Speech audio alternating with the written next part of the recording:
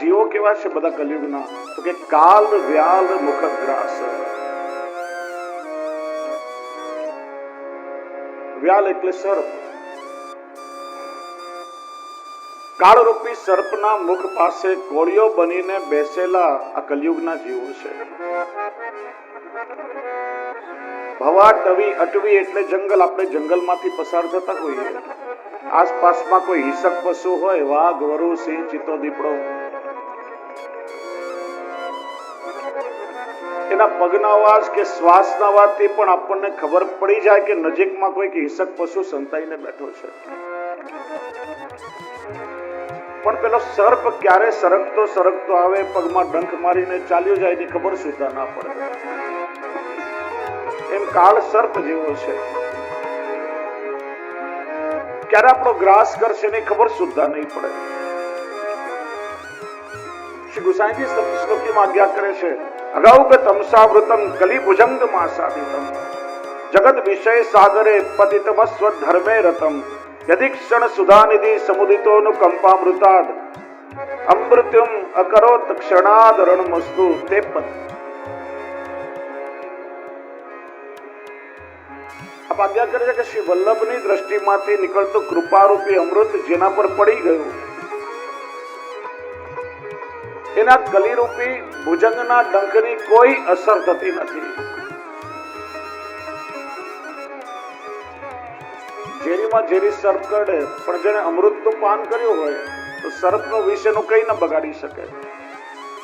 એમ શ્રી વલ્લભની દ્રષ્ટિમાંથી નીકળતું અમૃત જેના પર પડ્યું, જેને એનું પાન કર્યું, તો કલીરૂપી ભુજંગ એનું કઈ બગાડી શકતો નથી.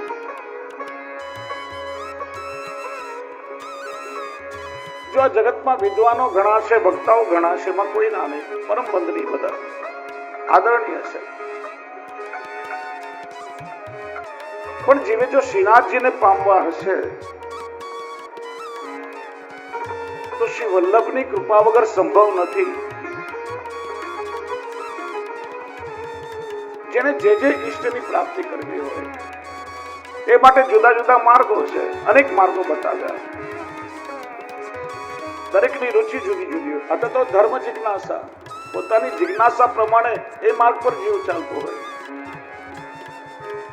કોઈને મોક્ષ જોઈતો હોય, કોઈને કૈલાસધામ જોઈતો હોય, કોઈને સ્વર્ગ જોઈતો હોય, કોઈને વૈકુંઠમાં જવું હોય, કોઈને ગૌલોકની પ્રાપ્તિ કરવી હોય. અનેક ધામો બતાવ્યા છે, અનેક ઈષ્ટો છે. તે મહાપુરુષોના માર્ગે ચાલી અને જીવ તે ઈષ્ટની પ્રાપ્તિ કરી શકે. પણ જો આપણે નક્કી કર્યું છે કે આપણે શ્રીનાથજી બાવાની કૃપા મેળવવી છે તો સ્પષ્ટ છે કે શ્રી વલ્લભની કૃપા વગર શ્રીનાથજીની કૃપા મેળવવી સહેલી નથી. શ્રી વલ્લભના માર્ગ પર ચાલ્યા વગર, શ્રી વલ્લભની આજ્ઞાનું અનુસરણ કર્યા વગર શ્રીનાથજીની કૃપા મળે સંભવ નથી. જો શ્રીનાથજીને મેળવવા હોય તો શ્રી વલ્લભના ચરણ પકડવા જ પડશે.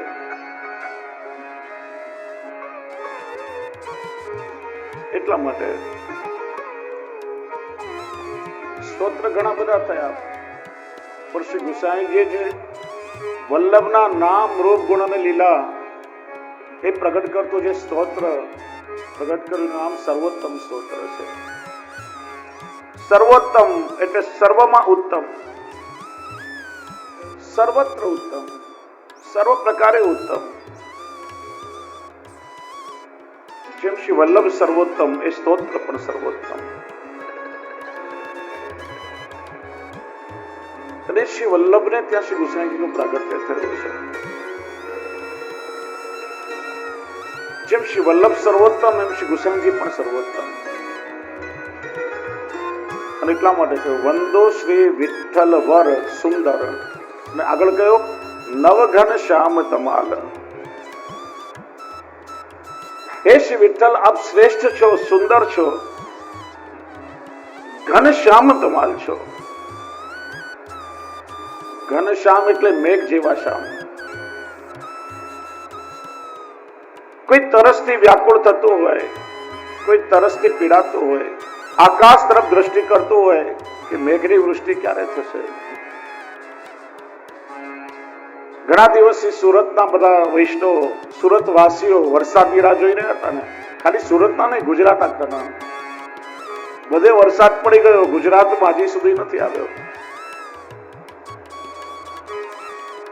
અને જ્યાં વલ્ભાખ્યાનો પ્રારંભ થયો છે ને, નવઘન શ્યામ તમાલ, એમ એ ઘનઘોર મેઘ આકાશમાં પણ વરસવા લાગ્યા. ત્યાં પણ એક કૃપાવૃષ્ટિનો અનુભવ થયો. ત્યાં આપણને બહારથી ભીંજવવા માટે વરસ્યા અને અહીંયા અંદરથી ભીંજવવા માટે આ મેઘ વરસી રહ્યા છે. શ્રી ગુસાઈજીના કૃપારૂપી મેઘ.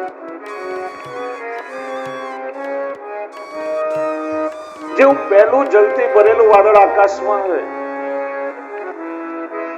અને તરસ્યા માણસને સંતોષ થાય.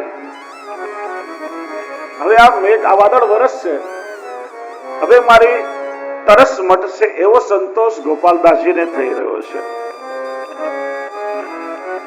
હે શ્રી વિઠ્ઠલવર, આપ તો વરસવા વાળા વાદળ છો. નવઘન શ્યામ. જો પુષ્ટિ માર્ગમાં શ્રીનાથજી બાવા પણ શ્યામ, શ્રી યમુનાજી પણ શ્યામ, શ્રી ગિરિરાજજી પણ શ્યામ, શ્રી મહાપ્રભુજી પણ શ્યામ અને શ્રી ગુસાઈજી પણ શ્યામ.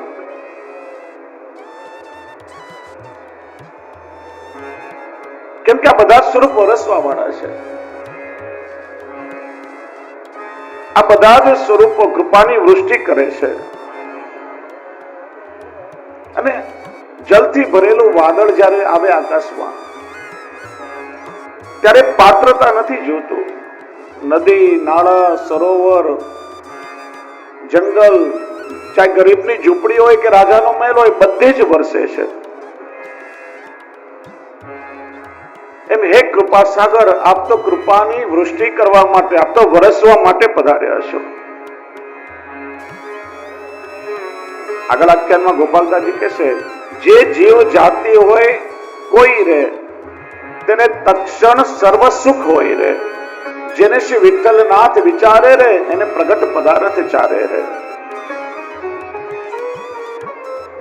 ગમે તે વર્ણનો જીવ હોય, ગમે તે જાતિનો હોય, શ્રી ગુસાઈજી બધાનો ઉદ્ધાર કરે છે.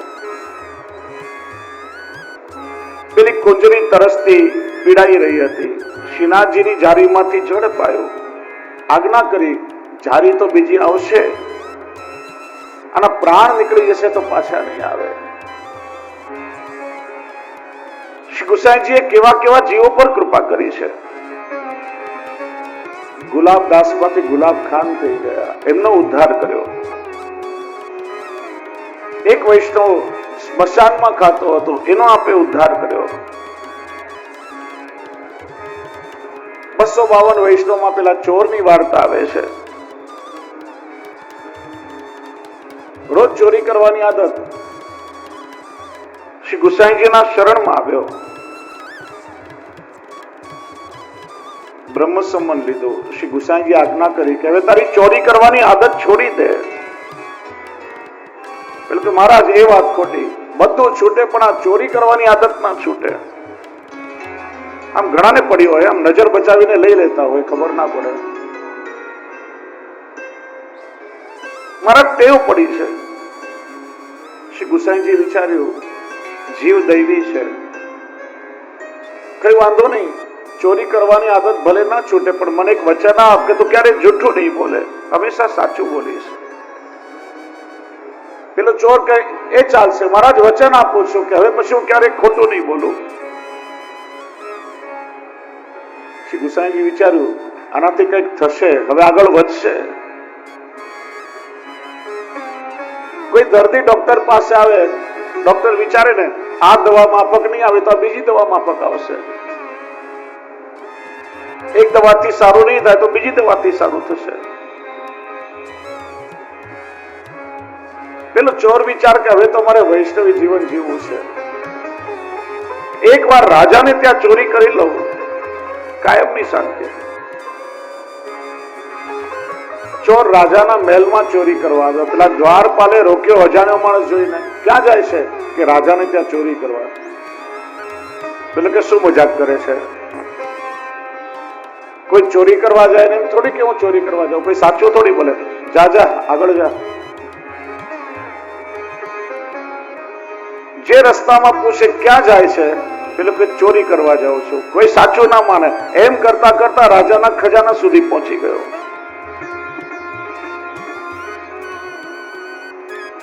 પેલાએ વિચાર્યું, શ્રી ગુસાઈજીની કૃપાથી સાચું બોલ્યો તો રાજાના ખજાના સુધી પહોંચી ગયો, મને કોઈએ રોક્યો નહીં.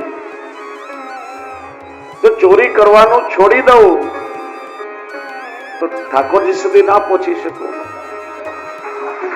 ત્યારે મેં ત્યારે ચોરી કરવાનું છોડી દીધું. શ્રી ગુસાઈજીએ કેવા કેવા જીવો પર કૃપા કરી છે. આપ તો ઘનશ્યામ છે અને એટલા માટે આપની કૃપા પણ મીઠી લાગે છે. નાગજી ભટ્ટ નો પ્રસંગ આવે છે. શ્રી ગુસાઈજીના સ્વરૂપમાં એવી આસક્તિ થઈ, શ્રી ગુસાઈજીના શરણમાં આવ્યા. જો